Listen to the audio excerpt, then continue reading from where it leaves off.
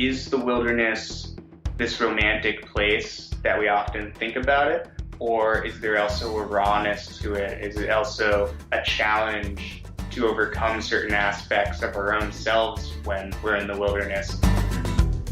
This is the Adventure Sports Podcast, brought to you by 180 TAC. Get out there and have some fun.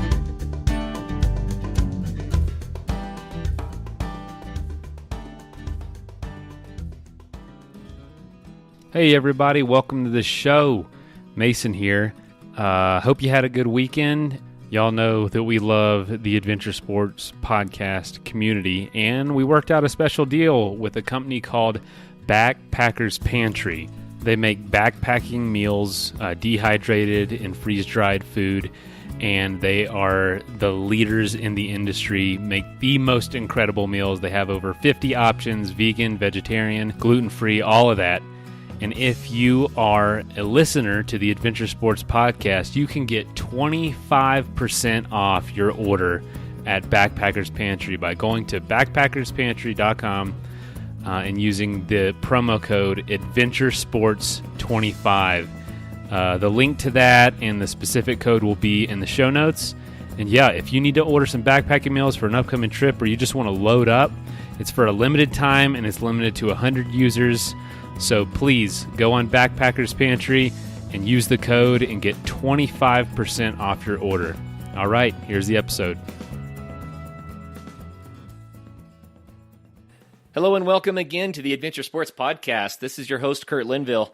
I have Ari Schneider on the line today, and he has a fun story to tell as well as a book to tell you about. After his junior year at university, Ari felt the need to take a kind of an extensive adventure trip. And out of that trip came a lot of, I think, introspection and self-discovery. And he wrote a book about it. And we're going to be talking about the book today. Where the Wind Heals is the name of the book. And so, Ari, welcome to the program.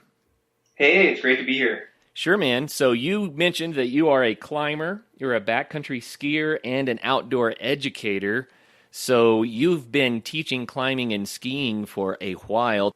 Yeah, so I've been an athlete for about a decade now, and it started when I was in high school. I was a competitive freestyle skier, and so after I graduated, I took a job coaching for the same program that I came out of, and I was coaching strength and conditioning as well as on hill training for freestyle skiers. And then through college, I actually taught outdoor education classes at Tufts University, which was where I really fell in love with outdoor education.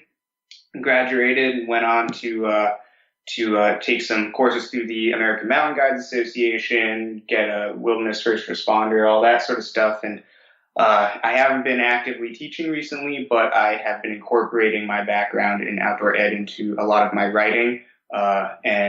Actually, last year I came out with a book called Outdoor Leadership in Education, which was based on an outdoor leadership class I taught at Tufts University a few years ago.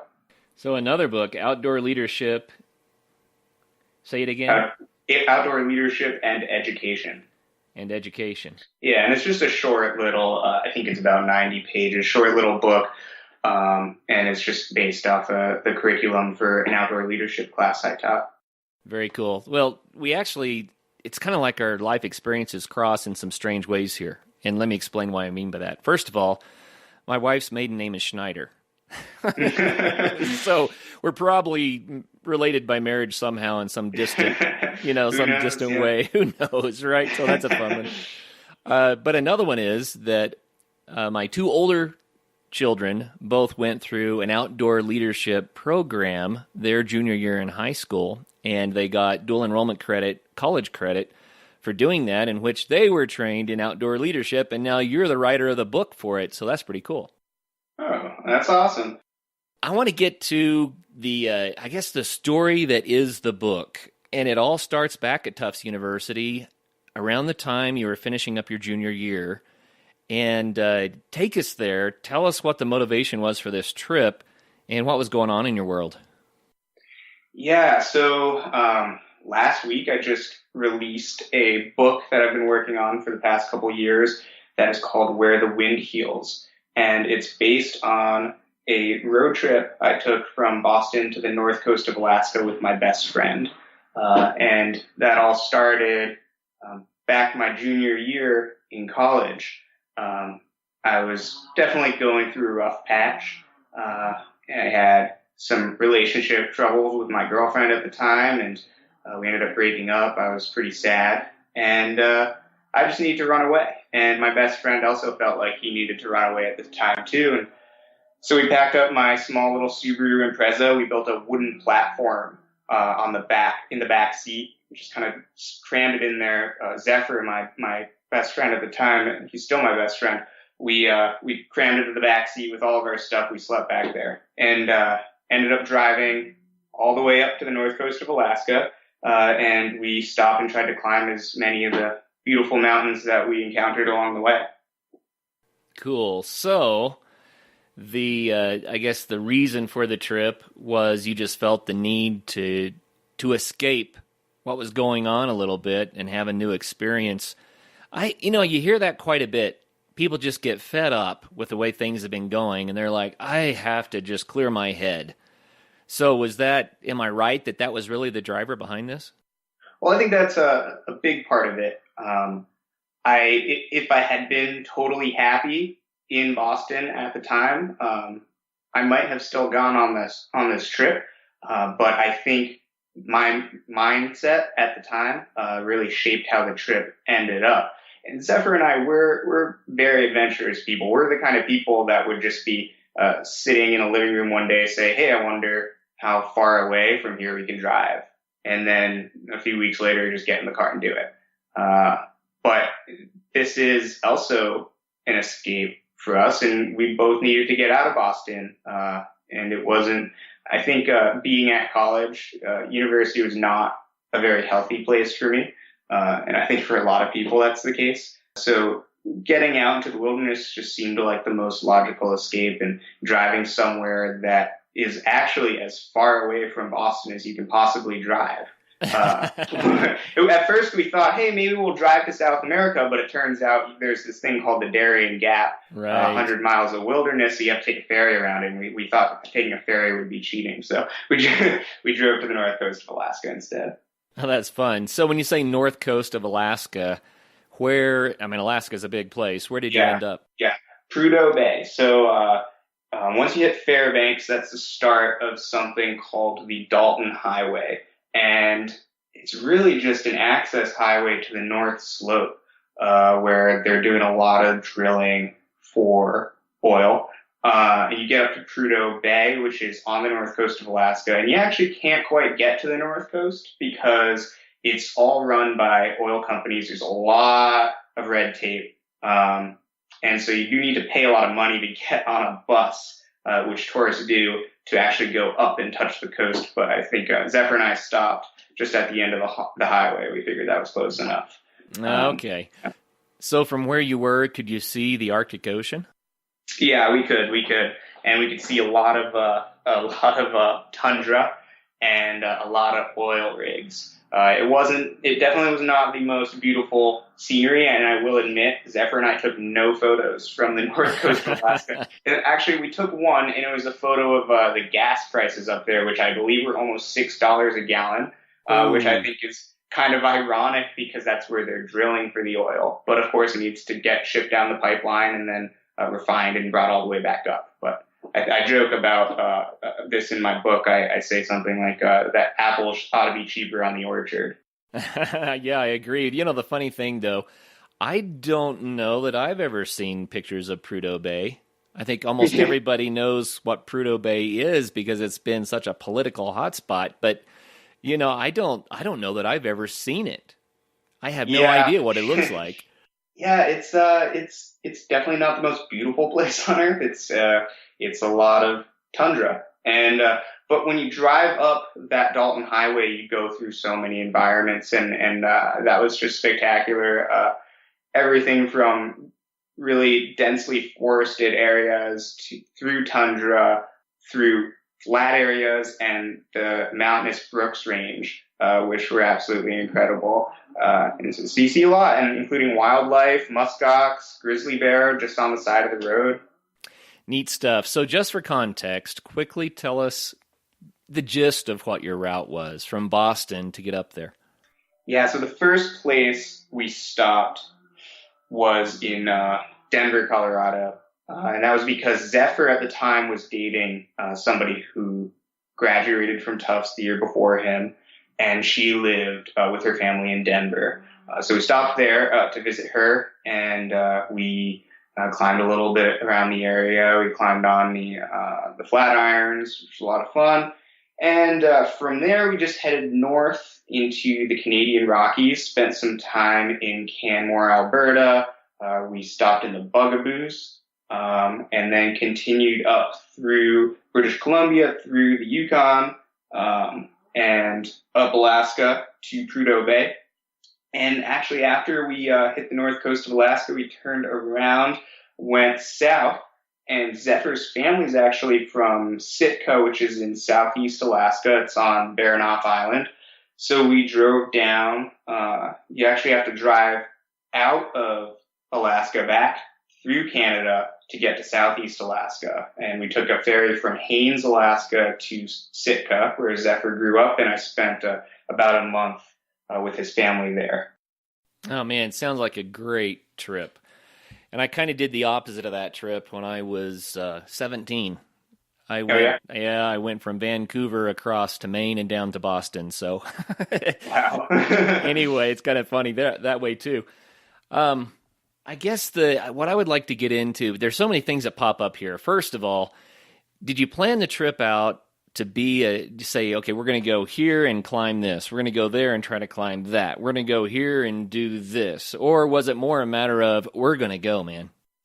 Oh, it was a matter of we're going to go. We had very little plan. And I joke about this in the book. We packed everything but the kitchen sink. My Subaru was just really overflowing. There was a pretty hilarious picture that went around the internet for a while of us unpacking all this stuff and just laying it out in the parking lot. And we, besides from knowing we wanted to go through the Canadian Rockies and knowing we wanted to end up in Prudhoe Bay and then go and visit Zephyr's family in southeast Alaska, we had almost no plan, and we just kind of followed where the good weather was, climbed some things here and there.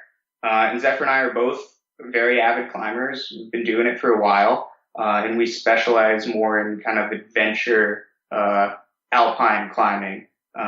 We're definitely not athletic sport climbers by any means, so we were just kind of looking for beautiful, fun, adventurous mountains to scramble around on. Man, I hear you there. I love that. That exploring mountains, and when I say exploring, I have to be walking and hiking. You know what I mean? Yeah. But exploring mountains is one of my favorite things ever. So another funny connection here is I accidentally climbed the first Flatiron. How did you guys climb it? Well, kind of almost in a similar fashion. We, the first Flatiron, it's not known as being a particularly difficult rock climb. It's filled with a lot of very well established routes, a lot of easy ways up the Flatiron.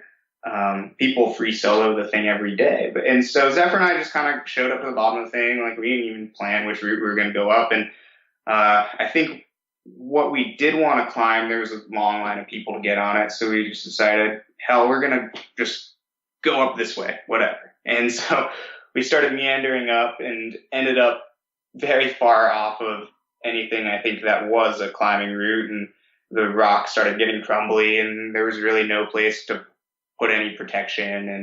And so we definitely found a convoluted way up to the top, which is exactly what Zephyr and I were in the business of doing. It's just kind of looking for convoluted adventure, and that's what we love. That's what I'm in love with as an outdoors person. That's funny. Your description and mine would be very similar. The one thing about the first Flatiron is that if you were to fall, it's not really fall. It's a tumble for hundreds of feet. Yeah. Right? Yeah. Exactly. It's steep enough that you can't just stop on it, but it's tempting because you think, oh, I can almost get up that without having to be technical, but then you find out you have some pretty extreme exposure up there. Right. And what the reason I included that as a chapter in the book was actually because once we got to the top, we got caught in a pretty bad lightning storm, which is classic for Colorado. And I have a history of getting stuck in lightning storms. And I definitely had a little bit of a flashback to a few years prior. I was in the Alps. I was on a hiking trip in the Alps and ended up just getting caught in this freak storm and had to spend 2 hours just in lightning position. And now whenever I hear that rumble, I always kind of flash back to that. And so I discuss that kind of feeling when I'm up there on the Flatiron. It's just I'm not very far from Boulder at all. It's not like I'm way out in the wilderness, but it can feel, kind of isolating once that thunder rolls in, to have that little trigger point. Yeah, no doubt, man.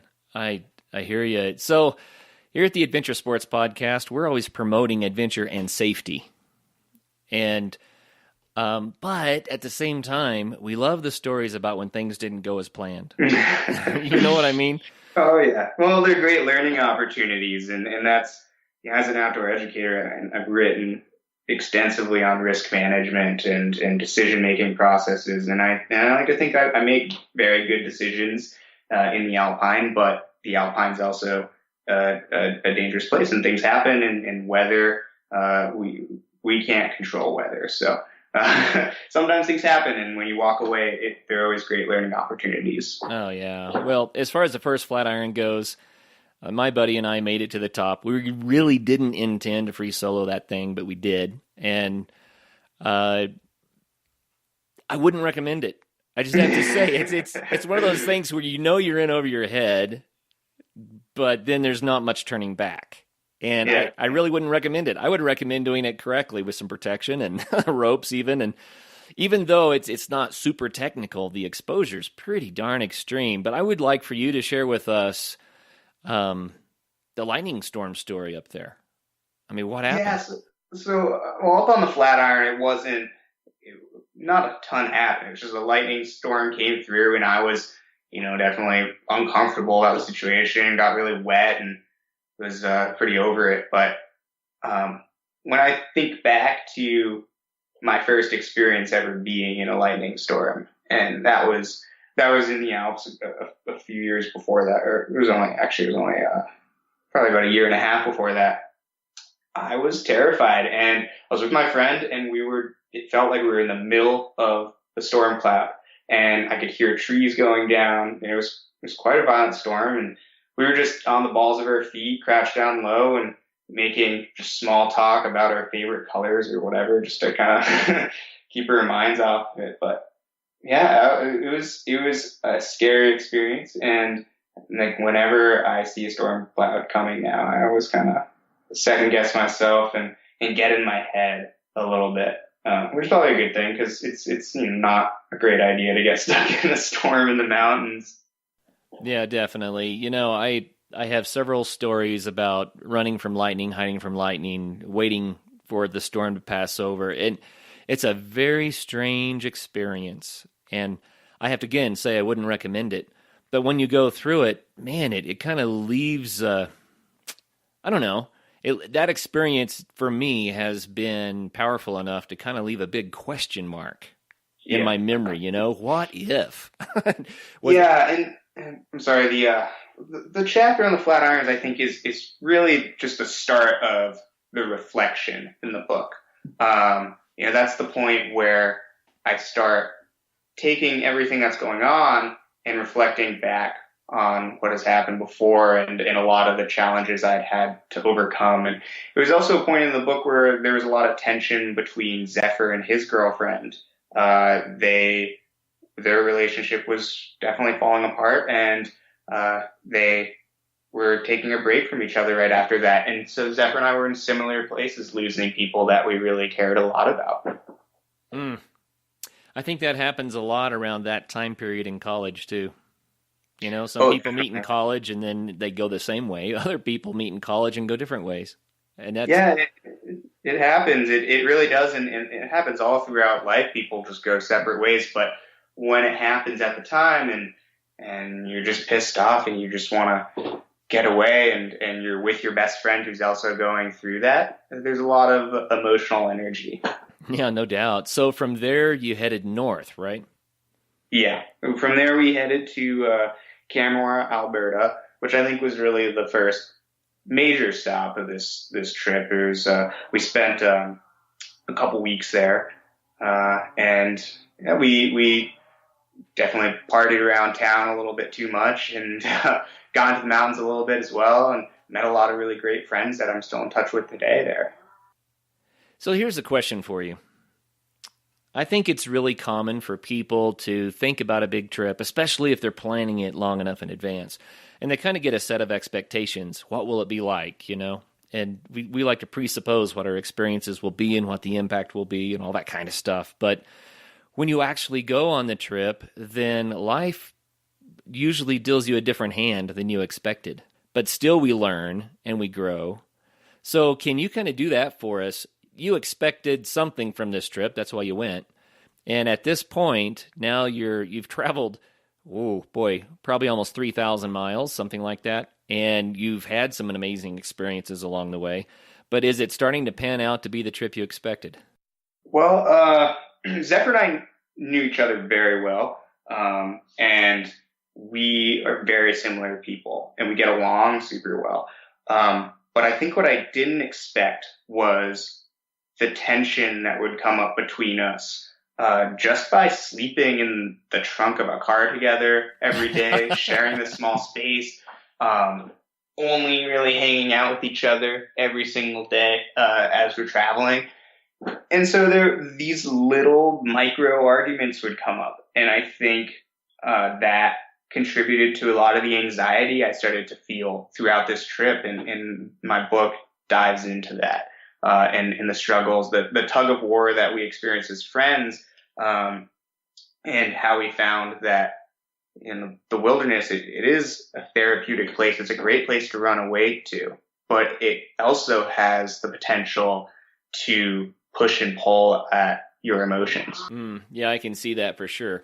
I think anytime that people are pushed together into close quarters for an extended period of time, the real people come out, you know. Yeah. When life gets a little bit tough, that you can't really fake it anymore. Who you really are is what starts to show, and learning how to navigate that together. I mean, you already mentioned still your best friend. So did the trip make you guys have an even better friendship? Yeah, I definitely think so. But here's the thing. It was a roller coaster at the time. I think there were times when I just wanted to strangle Zephyr, and Zephyr was pissed off at me. And there were times when I think probably the best thing to do would have been to take some space from each other. But you know, after this trip ended, we took some time away from each other. We stopped talking for probably about 6 months, really, which is, I can't even believe it now because I can't go a few days without talking to him. Right. But what I realized, especially writing this book and thinking about what happened between us and reflecting, I realized just how really great of a friend he is. We were both going through some shit. We both had emotions, and we were both struggling in different aspects of our lives. And because of that, I think, me especially, I had an attitude on that trip. And Zephyr put up with that in a way that I think a lot of friends wouldn't have. And there's not a doubt in my mind that we didn't walk away from that being a really strong duo. If you want to get into backpacking but you're not sure where to start, go check out campcrate.net. Campcrate can help you plan the backpacking trip of a lifetime and supply you with all the rental gear you need. Simply go online and choose your gear and your itinerary. Campcrate will then ship your gear anywhere in the U.S. When your trip is finished, use the pre-printed return label to ship the gear back. It's that easy. Campcrate. Rent, explore, return.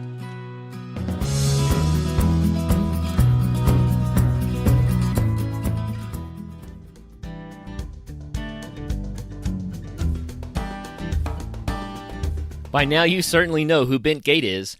That's for a great reason. Bentgate Mountaineering has been sponsoring the Adventure Sports Podcast almost from the beginning, and we really appreciate that. They've made it possible for all the great shows to continue coming your way. We want to say thanks by reminding you to go to them for your backcountry gear. If you live in Colorado, then just stop by their store in Golden. If not, go to bentgate.com. They have what you need, from the latest ultralight gear to the tried and true classics for climbing, hiking, and camping, like Arc'teryx, Hilleberg, Nemo, Western Mountaineering, and many more. Need advice? They have you covered there too. Their staff are passionate adventurers who can offer help from their own experiences. Bentgate also hosts lots of events and speakers. Check out their website to see the schedule and to see all of their products. Help take care of the Adventure Sports Podcast by getting your gear from Bentgate Mountaineering. Well, you mentioned climbing in Alberta. Relate to us a story about what you climbed and how that went. So the favorite mountain I climbed in Alberta is this mountain called Hallwing, and it's right near the town of Canmore. You can see it from right downtown, and there's a route up it. It's only rated 5.6. It's about 12 pitches, so it's really long, beautiful views, and moderate climbing. And that's kind of what Zephyr and I were in the mood for. And Hallwing gets exciting because it is kind of hard to find the route. There's a lot of stray gear, and the rock is very crumbly. The entire way, just rock was coming down on us. And I, at one point, I was probably about 20 feet above my last piece of protection. So, a fall at that point would have been very large, and there were quite a few ledges on that route, so it would have been quite bad. And all of a sudden I hear just everybody below me yell rock at the top of their lungs. And I knew not to look up, and I knew it was about to hit me. And when it did, it just exploded on my helmet, hits both of my shoulders, kind of like almost knocks the wind out of me for a second. I'm just so shaken up with the adrenaline. And I just have my right hand gripping onto this big hold right about my head level. And I'm looking at my hand, just like, don't let go. You can't let go. And it did hurt quite a bit, but kind of pushed through it with the adrenaline, got to the next belay, clipped in, and took a deep breath and just thought, that was awesome. Definitely wasn't awesome, but I loved that climb. It's one of my favorite climbs that I've ever done. Just because it's so long, 12 pitches of very moderate climbing, and it's exciting climbing. There's a lot going on. It's not just a walk in the park. It does require quite a bit of thought, because the protection is not all there. Well, Ari, you've mentioned two kind of what could be life-threatening experiences already, and we're just getting started here. So is this a common theme? Well, I spent a lot of time in the mountains. And I spent very little time doing day hikes and going cragging at like a local rock climbing crag. So I think it's just the reality of spending a lot of time up in the mountains in places that have higher consequences. But look, there's risk in everything that you do every day, and I think it's.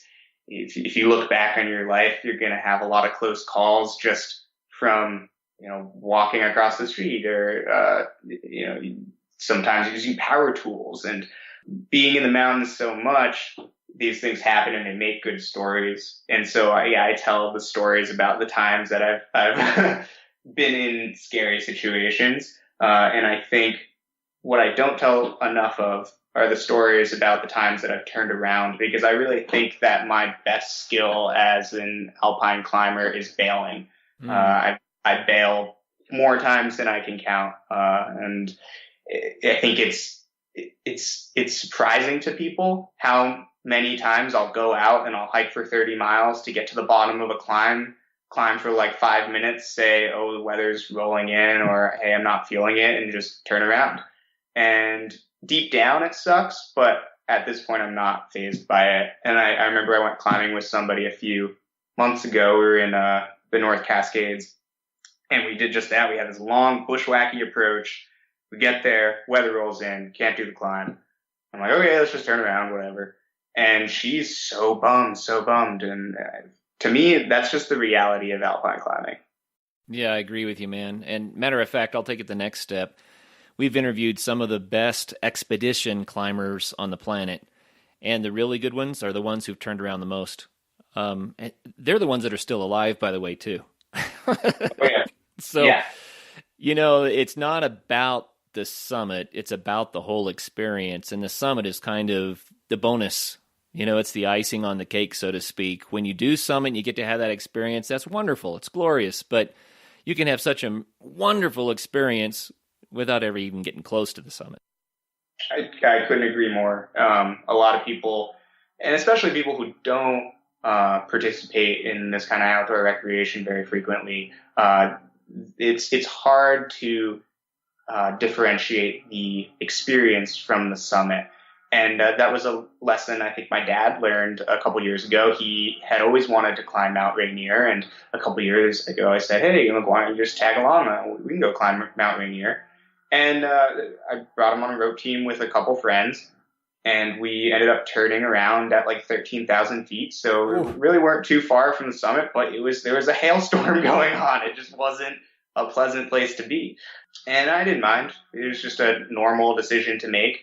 And I think he saw that. He saw, oh, wow, like this is a challenge that goes far beyond my physical ability to climb this mountain, because he totally could have made it to the top, but we couldn't have in that particular storm. Yeah, exactly. And if you keep going, sometimes you get away with it and sometimes you don't. Yeah. And, it's just not worth it. A buddy and I climbed Mount Princeton this summer. And the reason I bring it up is because that mountain turned us around probably 18 years ago in a snowstorm. In the wintertime, we tried to climb it, and it turned us around. We went back down and had a story to tell. And so we summited together like 18 years later. We looked at the place where we turned around, and it was kind of like, wow, I'm kind of glad we got turned around. Because now that peak has that much more meaning to us, and we have two memories. And, it's kind of like, oh, it beat us once, but we got it the next time. You know what I mean? Yeah. Oh, yeah. And I love telling stories, and I find some of the best stories come from those moments when you turn around and you're not successful. It's really easy to just say, oh, yeah, we climbed it. It went really well. We got to the top. It was beautiful. We turned around. Right. But to bring a story to life, there needs to be something that has to be conquered, I think. And the idea of conquering mountains is very nearsighted, because you just can't last very long on a mountain. Right. You have to turn around eventually anyways. Yeah, it's true. And, you might make it to the summit and back down again and have some wonderful stories to tell. But if you were to stay up there, you would eventually be in trouble, regardless, right? Yeah. And I'll tell you, for anybody that's interested in reading my book, it's not a book about success necessarily. There's a lot of failure and a lot of struggle, I think, as far as interpersonal relationships go, as far as my personal mental health and just even getting out into the mountains. There's so many times that we turned around because something went wrong. So kind of a personal question here, but sometimes when people are going through emotionally challenging times, maybe their judgment gets knocked to the side a little bit, or maybe they take bigger risks on purpose because they're looking for, I don't know, they're looking for an experience that's bigger than what they're going through, maybe. Yeah. Do you think you were in there somewhere? I don't think so, and I don't think that's been a pattern in my life. And like many people, I've gone through periods where I've struggled with depression and anxiety. And when I go through those periods in my life, I just don't even want to climb.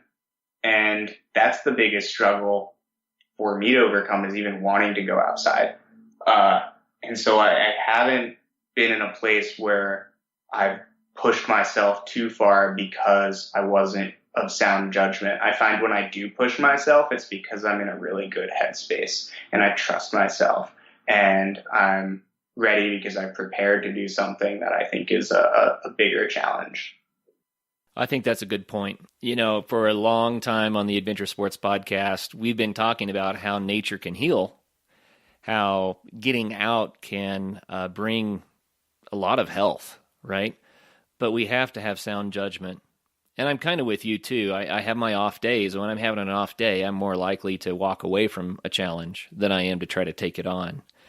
But at the same time, as you did, travel through the United States and Canada and back through Alaska, when you're facing all the challenges of getting along with Zephyr when you're both just stressed out, right?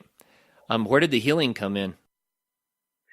Yeah, so that's kind of the interesting thing about the name of my book, is because it's really not that straightforward.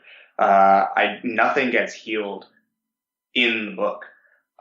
It's about finding the place where you can heal. And I think that the wilderness is often romanticized as the only answer to struggles. And for many people, it's a huge answer. Getting outside has changed many people's lives.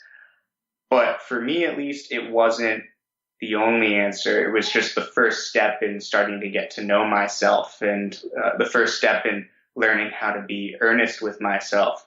And one of the biggest messages from my book is telling people that it's okay to ask for help, because I don't want to give away too much, but that was something that I've always struggled with. I didn't know that it was okay to ask for help when you're depressed. And I thought I just needed to run away from my problems. And honestly, it created this tug of war between my best friend and me, and the wilderness and me, and my perception of the romanticism of the wilderness, just fighting the rawness of the wilderness. And for me, the whole trip, I think, was rather unstable, but I was able to walk away from it prepared to start healing. Oh, that's cool. So instead of providing the healing necessarily, it put you in the place where you were ready for it. Exactly. Okay. Yeah. And I think the wilderness does have a powerful position to be able to heal many people who are struggling, but it can't do that for everyone. I don't think that it's a fair thing to say that the wilderness alone can solve a lot of these big problems, but it can be one step towards finding a solution, towards growing as a person. And for me, it really wasn't all that I needed.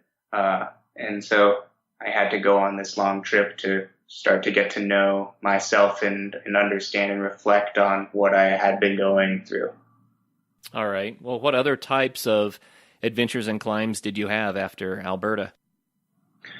We went to the Bugaboos, which is now my favorite place on earth, Bugaboo Provincial Park in British Columbia. It's just this alpine climbing mecca.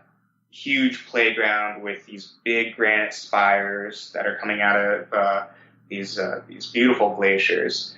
It's a truly wild place, and some of the best alpine climbing, I think, in North America.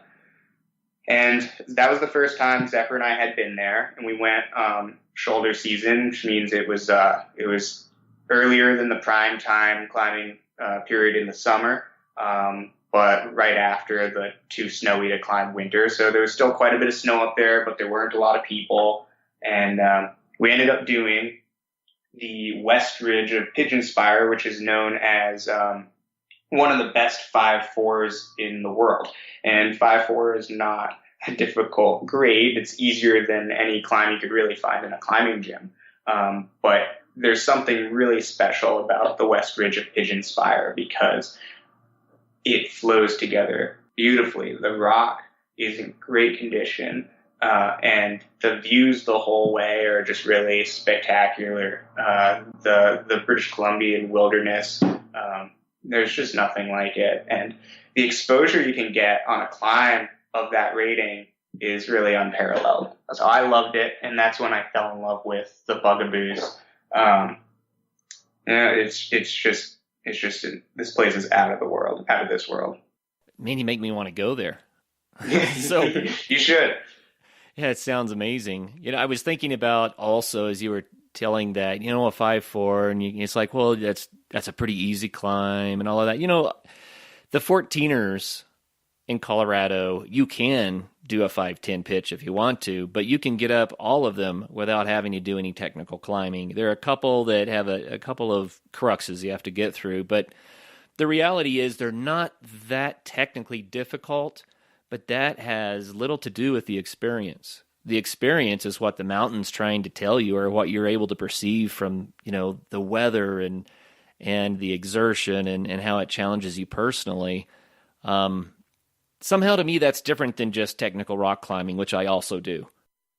Yeah, and I'm in the same position. I've been climbing for a while now, and I like to think I'm pretty good at it. And I've climbed in the Bugaboos 5 times since this story happened. And but this book is just not about how great of a rock climber I am. I don't want people to care about that. This book is just about a personal journey, and I think that it would be silly to focus on the climbs that I did and be like, oh, well, he only climbed a 5.4, he only climbed a 5.6, because that's what I climb in this book, because that's what I was climbing at that period in my life. But that's not the focus of this story. It's just about my experience and the growth I took away, and I find that that period of my life when I just loved climbing 5.4 because I couldn't get enough of it, because I could get to these wonderful, inaccessible places just by doing a little bit of extra scrambling and bringing a rope and some climbing gear. That's really important to me. Oh, yeah. I think it's a beautiful place to be, no matter how good you are at being a technical climber. If it's not about the love of the mountains and the love of being out there and interacting with it, then I don't know. Yeah, well, I think it's something some people get and a lot of people don't. And I have friends that are just diehard gym climbers, and that's awesome. They climb way harder than I ever will. And they don't understand. They're like, oh, well, what'd you do up there? And I say, yeah, I did this route, and that. And they're like, oh, but there's only a 5.8. Like, why'd you bother doing that? And it's like, because it was an awesome climb. Like, you just, you have to do it, and it's an awesome climb. And then I have friends that can climb 5.13 with their hands tied behind their back, and they love the West Ridge of Pigeon Spire. They've done it like 20 times. There you go. You got to be there to really feel it, or read the book. Well, tell you what, when you got to the top of Pigeon Spire, take us there. Describe what the summit experience was like.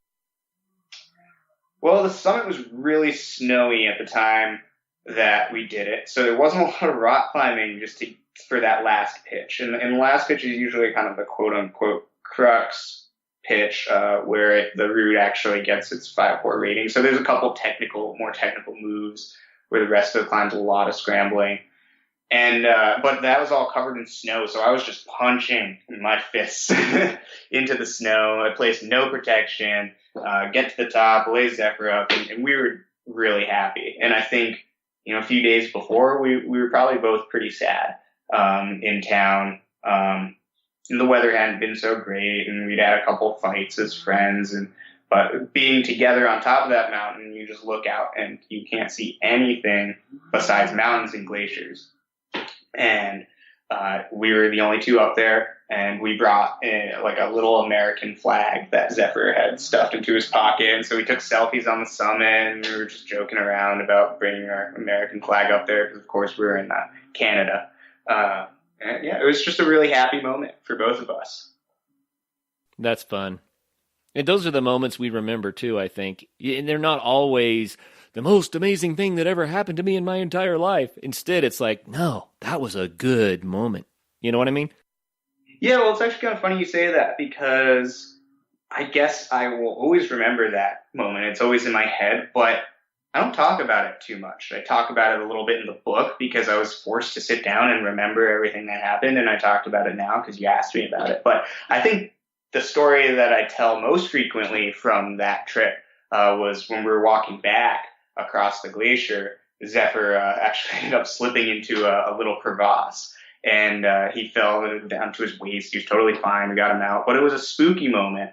And so, yeah, even though I'll always remember that that good moment, I think the first thing that comes to my mind is oftentimes the one that's will keep people more on the edge of their seat. Yeah, no doubt. People love the stories that are a little bit scarier, like the lightning struck nearby, or I almost fell into this crevasse. So what was that like when he did slip into this thing? Were you guys freaked, or what happened?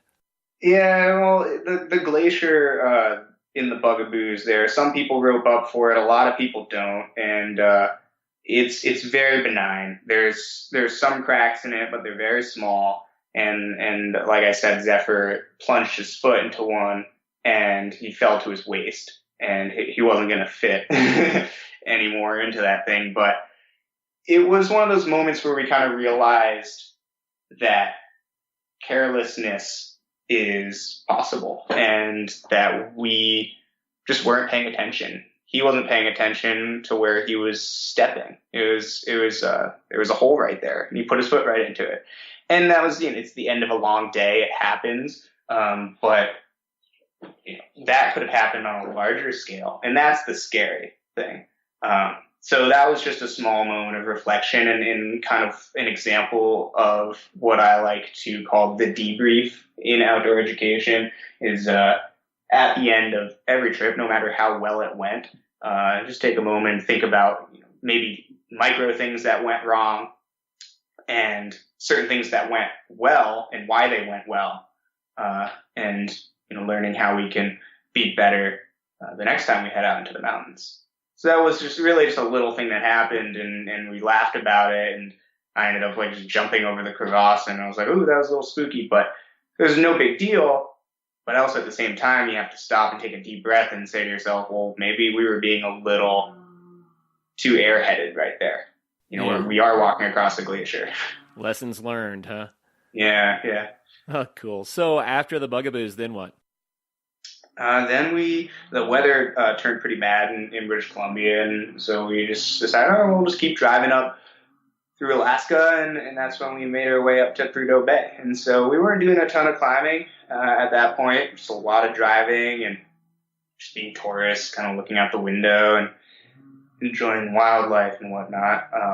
But I think we were pretty wiped emotionally and also physically, just from the climbing we had been doing up to that point and the drama that we had been experiencing as friends. So we were pretty quiet and doing a lot of driving and enjoying the sights along the way. And once we got up to Alaska, we were just to the north coast of Alaska anyways. We were kind of just like, well, this is it.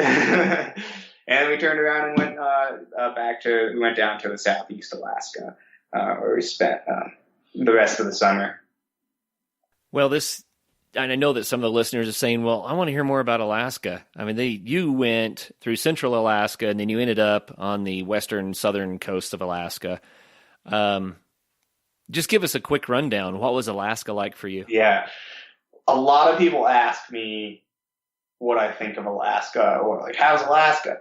And Alaska's huge, and it's very different everywhere you go. So, there are many places in Alaska that I do not like because they're just kind of boring, and there are many parts of Alaska that are just absolutely incredibly beautiful. And we made a few major stops, in particular in Alaska. We stopped in Anchorage to visit a close friend of ours. She's a raft guide. Her name's Emily, and we climbed a little bit in Hatcher Pass, which is just absolutely gorgeous. In Alaska, the rock quality is not very good. It's not a great rock climbing destination. A lot of incredible alpine climbing, but in Hatcher Pass, we actually found some really good rock. It was quite enjoyable, just casual day climbs. And then the next big thing happened in this small little village called McCarthy, Alaska. Our friend Gabe, who we went to college with, he was working as a guide in McCarthy, and he was guiding clients out onto the glacier there, taking them ice climbing in some of the on the ice features on the glacier. So Zephyr and I go in to visit him, and actually quite a bit of drama happened there.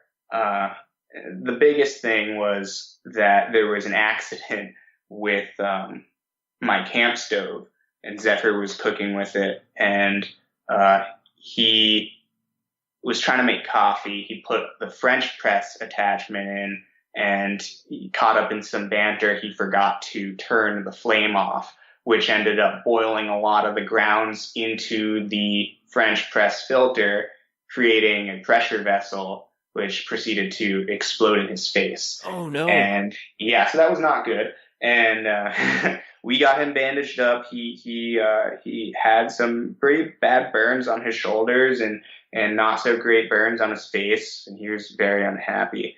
I do not blame him. But we got him lathered in aloe, all wrapped up, and Zephyr and I decided, okay, let's just get out of McCarthy. I turn on my car, and I realize my gas light's on. There's no gas station in McCarthy. This place is 60 miles down a dirt road from the nearest town. It's just a little village where these guide companies exist.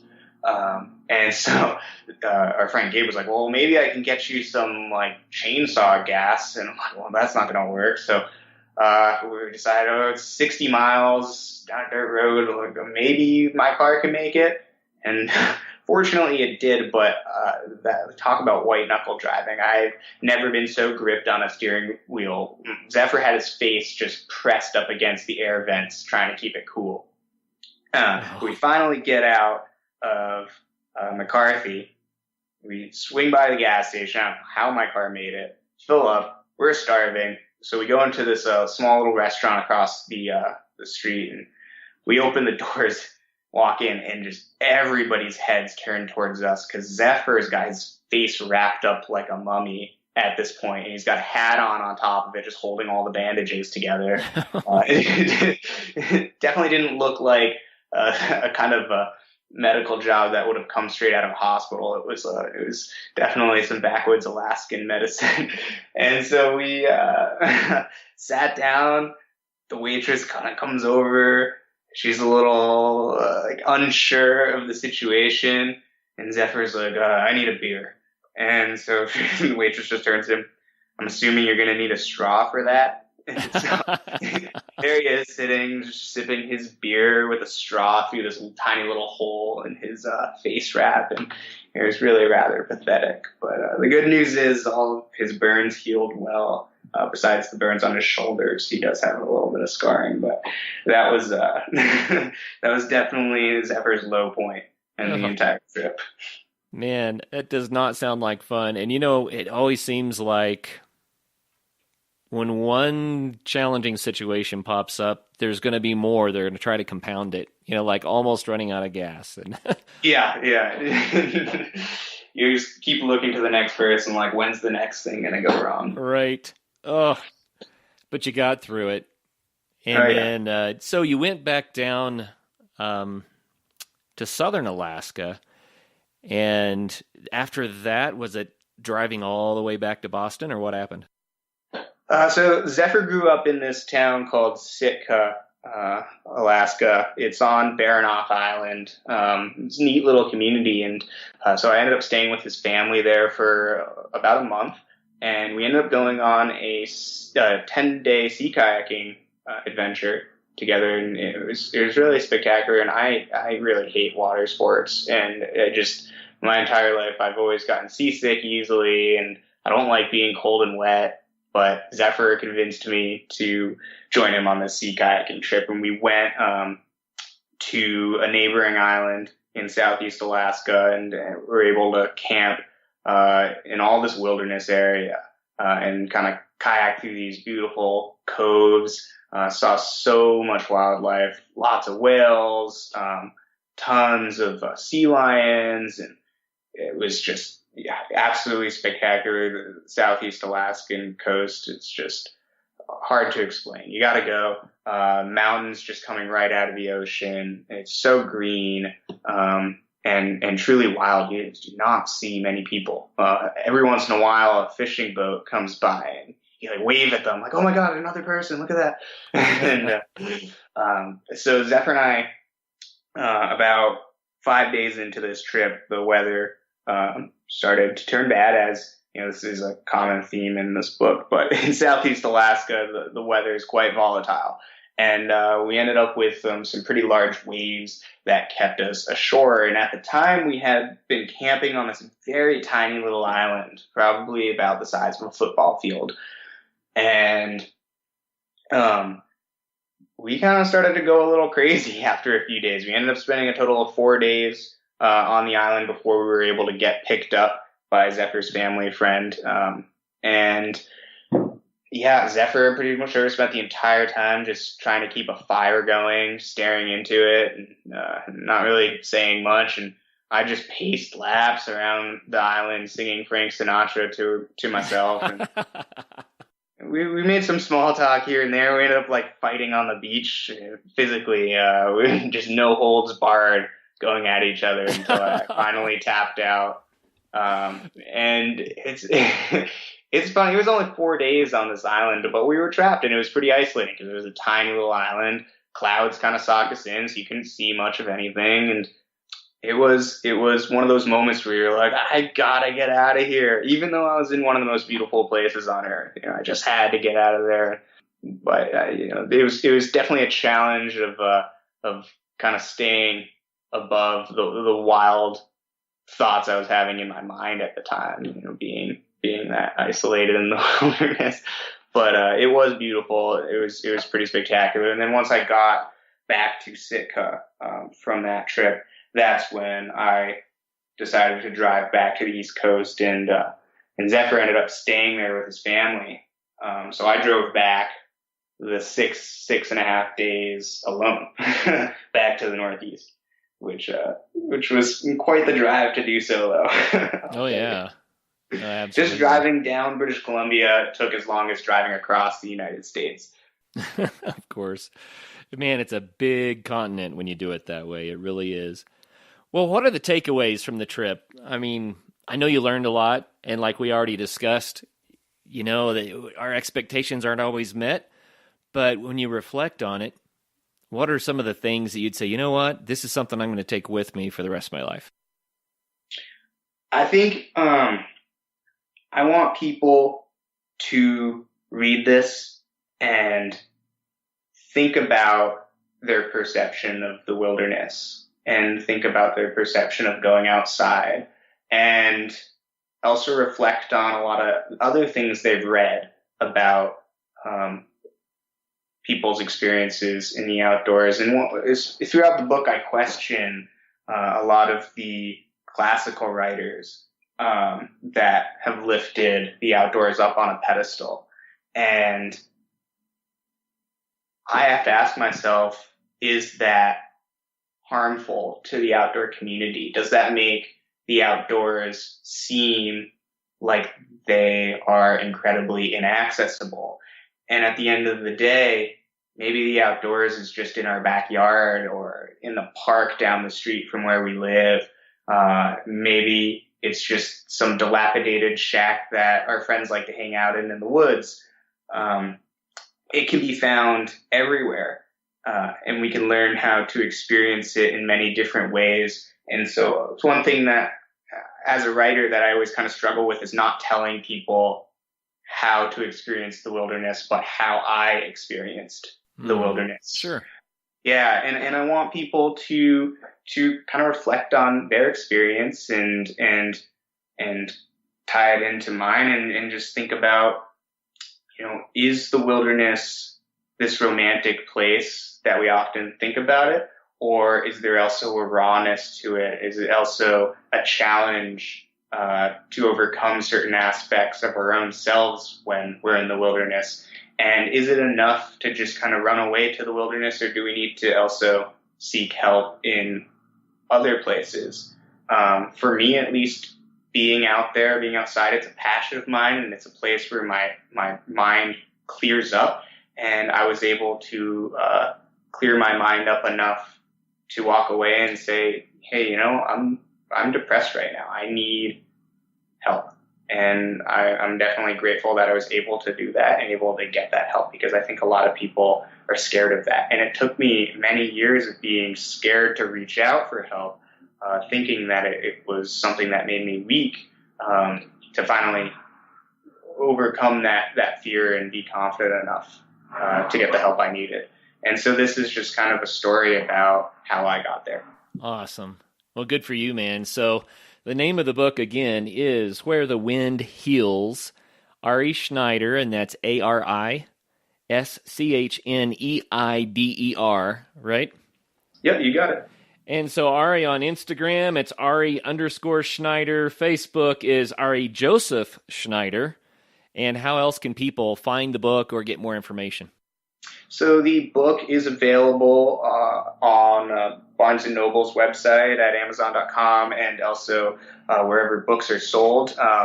And if you like it, the biggest thing you can do to support this book is ask your local bookstore to carry it. It is distributed globally, so any bookstore should be able to get it in stock. And if you want to reach me, you can send me an email, contact@arijosephschneider.com. And I really look forward to hearing feedback. If anybody out there, anyone listening, reads it, I'd love to hear what you think. Well, Ari, I, for one, really enjoyed listening to your story about this, and I think that you have a lot of insights that are really meaningful. Even the insight of, well, the woods didn't fix me, but it got me ready. That kind of thing. And I would love to read through this book and kind of, I guess, benefit from some of the hard work that you did. You know what I mean? Yeah, I appreciate that. And I hope you find it meaningful. I don't think everybody's going to love it, and that's not why you create a piece of art, but I hope people read it and they think a little bit. If somebody walks away from reading this book and has thought a little bit about the wilderness and their role in it, then my goal has been achieved. Very cool. Well, again, the book is Where the Wind Heals. And Ari, thanks so much for your time today. You got it. It was great talking to you. Yeah, you too, man. And for all the listeners out there, get out there and have some fun. And it might be a trip like this, it might not, but sometimes it takes a trip of this magnitude, I think. It's a life experience that really makes a difference. So until the next show, figure out what your fun is and do it. Thanks for listening to the Adventure Sports Podcast. Don't forget to subscribe and be sure to tell all your friends about the show. Everybody deserves a little adventure. Until the next episode, get out there and try something new.